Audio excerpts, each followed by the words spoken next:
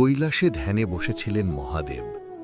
হঠাৎ এক শক্তিশালী বৃষ এসে তার সামনে মাথা নত করল।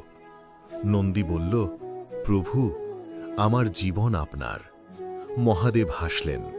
নন্দীর কপালে হাত রেখে বললেন, আজ থেকে তুমি আমার প্রথম ভক্ত, আমার দ্বার রক্ষক।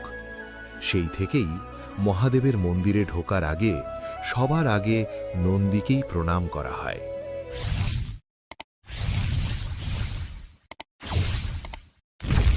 কৈলাসে ধ্যানে বসেছিলেন মহাদেব।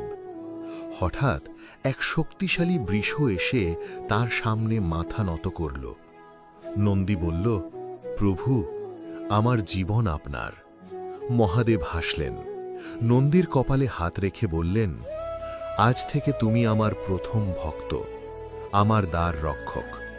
সেই থেকেই মহাদেবের মন্দিরে ঢোকার আগে সবার আগে নন্দীকেই প্রণাম করা হয়।